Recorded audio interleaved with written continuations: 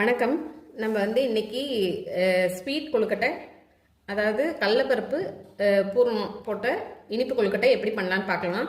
அதுக்கு 2 கப்பு, 1 கப்புக்கு 2 கப்பு அரிசி மாவு, வெல்லம் 1 கப்பு, தேங்காய் 1/2 கப்பு, ஏலக்காய் தூள் தேவையான அளவு கொஞ்சோண்டு, உப்பு சிறிதளவு, நல்லெண்ணெய்.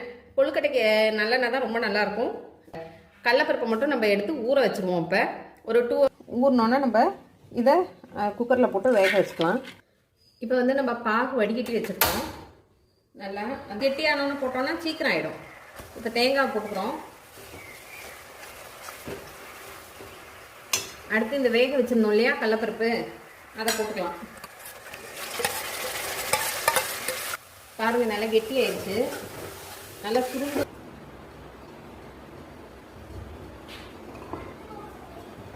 அதுக்கு தேவையான அளவு உப்பு, அதை நல்லா கலந்துடலாம்.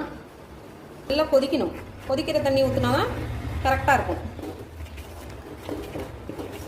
இப்போ நம்ம கொஞ்சமாக எண்ணெயை ஊற்றி நல்லா கெட்டியாக பிசைஞ்சிட்டு அதுக்கப்புறம் காமிக்கிறேன். நல்லெண்ணெய் ஊற்றிக்கலாம். நல்லெண்ணெய் ஊற்றி நல்லா பிசைஞ்சிட்டு காமிக்கிறேன் பாருங்கள்.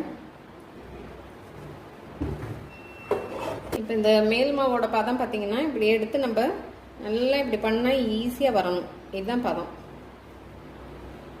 இப்போ நம்ம கடலைப்பருப்பு பூரணத்துக்கு உள்ள கொழுக்கட்டை இது ஒரு 3 தட்டி வச்சாச்சு.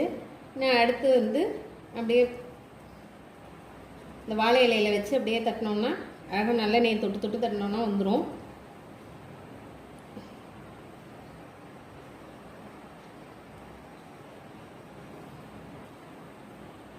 இந்த மாதிரி வச்சு நல்லா இப்படி அமுக்கி எடுத்துட்டோம்னா பாருங்கள், இந்த மாதிரி வந்துடும்.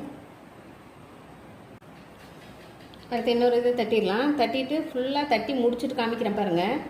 இது வாழை இலையில் தட்டுறது தான் ரொம்ப ஈஸி. கவரு, பிளாஸ்டிக் கவர்லாம் எல்லோரும் தட்டுவாங்க. அதை விட இந்த வாழை இலை தான் ரொம்ப ஈஸி. டக்குன்னு மடிக்கக்குள்ளெல்லாம் ஒரே சைஸாக நம்ம தட்டிடலாம். பாருங்கள், இந்த மாதிரி லேஸாக இப்படி பண்ணிட்டோம்னா இதை எடுத்து உள்ளே வச்சுட்டு முன்னாடியே நம்ம செஞ்சு வச்சுட்டோம்னா ஈஸி. இந்த மாதிரிலாம் உருட்டி இதெல்லாம் பண்ணிட்டோம்னா இந்த ஸ்பூன்லேருந்து எடுத்து வச்சு பண்ணுறதெல்லாங்கிறது லேட் ஆகும். பாருங்கள், இது நீட்டாக வந்துடுது பாருங்கள்.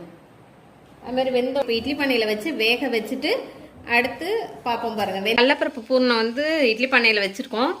இது வெந்தோடனே உங்களுக்கு காமிக்கிறேன். இப்போ கடலைப்பருப்பு பூர்ணம் பாருங்கள் ரெடி ஆயிடுச்சு. இது பாருங்கள், நல்லா உள்ளேயும் பாருங்கள் பூர்ணம் நல்லா வெந்திருக்கு. இந்த அளவுக்கு இருக்குது பாருங்கள். இந்த வீடியோட ஃபுல் டீட்டெயில் ஃபஸ்ட் கமெண்ட்டில் கொடுத்துருக்கேன்.